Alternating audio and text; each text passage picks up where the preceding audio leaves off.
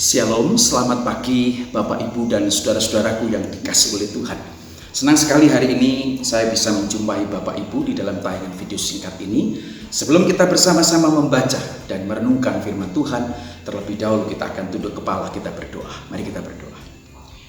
Bapa kami yang di surga, terima kasih untuk hari yang baru yang Tuhan berikan kepada kami hari ini. Saat ini Tuhan, kami bersama-sama membaca dan merenungkan firman-Mu. Tuhan, kiranya Engkau menolong kami, memberkati, supaya firman-Mu hari ini sungguh boleh memberkati kami, menguatkan iman kami, meneguhkan iman kami, dan kami menjadi orang-orang Kristen yang terus diisi oleh kebenaran-kebenaran firman-Mu. Terima kasih Tuhan, di dalam nama Tuhan Yesus kami bersyukur, kami berdoa. Amin. Saudara dikasih oleh Tuhan, pagi ini saya ingin mengajak Bapak Ibu untuk melihat, membaca satu kebenaran firman Tuhan di dalam kitab Filipi pasal 1 ayat 1 dan 2. Surat Paulus kepada jemaat di Filipi, Filipi pasal 1 ayat 1 dan 2. Demikian bunyi firman Tuhan. Dari Paulus dan Timotius, hamba-hamba Kristus Yesus, kepada semua orang kudus dalam Kristus Yesus di Filipi, dengan para penilik jemaat dan diaken. Kasih karunia dan damai sejahtera dari Allah Bapa kita dan dari Tuhan Yesus Kristus menyertai kamu. Saudara, surat Filipi ini ditulis oleh Rasul Paulus ketika Rasul Paulus pada saat itu ada di dalam penjara. Saudara, penjara tidak membuat Rasul Paulus berhenti untuk memberitakan Injil. Penjara justru menjadi kesempatan bagi Rasul Paulus untuk terus-menerus memberitakan Injil. Nah, saudara, Rasul Paulus menulis beberapa surat ketika dia ada di dalam penjara. Contohnya adalah surat Filipi ini, kemudian Efesus, Kolose, dan Filemon. Nah, saudara, surat Filipi ini ditujukan dengan jelas sekali di dalam ayat yang pertama. Yaitu yang pertama, tujuan daripada surat ini ditujukan kepada semua orang percaya yang ada di Filipi. Bukan hanya kepada semua orang percaya yang ada di Filipi, tetapi surat ini juga yang kedua ditujukan kepada penilik jemaat. Dengan kata lain, kepada pemimpin-pemimpin jemaat, atau juga bisa dikatakan para gembala jemaat, atau juga dikatakan sebagai kepada orang-orang yang memelihara jemaat.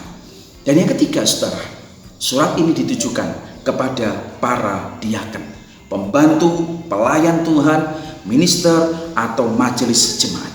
Jadi saudara, surat ini kalau kita melihat bukan hanya ditujukan kepada orang-orang tertentu saja, tetapi surat ini ditujukan kepada seluruh jemaat, kepada semua orang. Lalu pertanyaannya, masih relevankah surat ini buat kita? Saudara, saya percaya surat ini masih sangat relevan dengan kita, dan firman Tuhan masih berlaku bagi kita sampai hari ini. Saudara dikasih oleh Tuhan, itu di dalam ayat yang pertama. Di dalam ayat yang kedua, kita melihat ada satu doa berkat yang biasanya mengawali surat dari Rasul Paulus. Dikatakan di dalam ayat yang kedua, dikatakan kasih karunia dan damai sejahtera dari Allah Bapa kita dan dari Tuhan Yesus Kristus menyertai kamu. Saudara, satu formasi doa berkat yang diberikan oleh Rasul Paulus kepada kita, dan yang sering juga diberikan oleh disampaikan oleh para hamba Tuhan, pendeta, baik di awal maupun juga di akhir ibadah, bahwa Allah adalah sumber berkat, Allah adalah sumber kasih karunia, Allah adalah sumber anugerah dan damai sejahtera. Saudara, di tempat ini, dari bagian ini kita bisa melihat bahwa sesungguhnya apa yang menjadi sumber damai sejahtera, kasih karunia, dan anugerah bagi kita tidak lain adalah Allah, saudara. Kita punya Tuhan dan Allah yang selalu menjadi sumber kasih karunia, sumber anugerah, dan damai sejahtera kepada kita. Dalam kondisi apapun, ingatlah selalu bahwa Allah kita adalah Allah yang menjadi sumber kasih karunia, sumber berkat, sumber anugerah, sumber damai sejahtera bagi kita.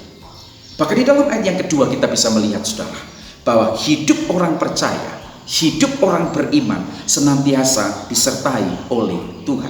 Saudara, betapa kita harus bersyukur kepada Allah, sebab Dia selalu menyertai kita.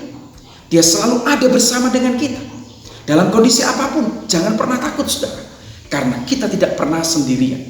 Karena firman Tuhan katakan, hidup orang percaya, hidup orang beriman, hidup saya, hidup saudara senantiasa disertai oleh Tuhan.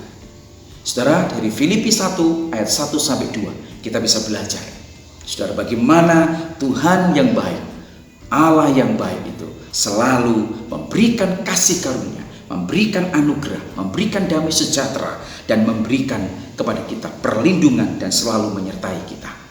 Saudara, hari ini mungkin saudara di dalam pergumulan yang berat.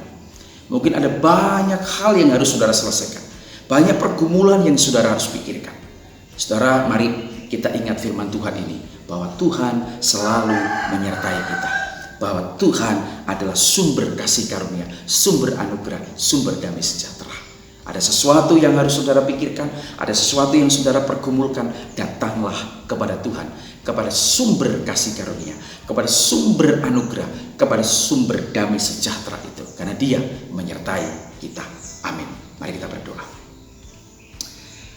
Terima kasih Tuhan Yesus untuk firman-Mu pagi hari ini, yang singkat kami boleh baca, kami boleh renungkan bersama.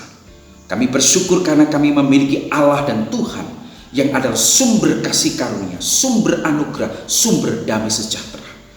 Bahkan kami memiliki Tuhan dan Allah yang selalu menyertai kami. Di dalam setiap kondisi yang kami alami, kami hadapi, Engkau tidak pernah membiarkan dan meninggalkan kami. Tuhan, tolonglah kami, supaya ketika kami di dalam persoalan, dalam pergumulan hidup, dalam kesulitan hidup, kami tidak datang kepada manusia, tetapi kami mau datang kepada Tuhan, kepada sumber kasih karunia, kepada sumber anugerah, kepada sumber damai sejahtera itu. Terima kasih Tuhan, berkati setiap orang yang mendengarkan firman-Mu, yang melihat tayangan video ini. Tuhan akan menyertai, memberkati mereka. Di dalam nama Tuhan Yesus kami bersyukur, kami berdoa. Amin. Tuhan Yesus memberkati saudara, selamat beraktivitas.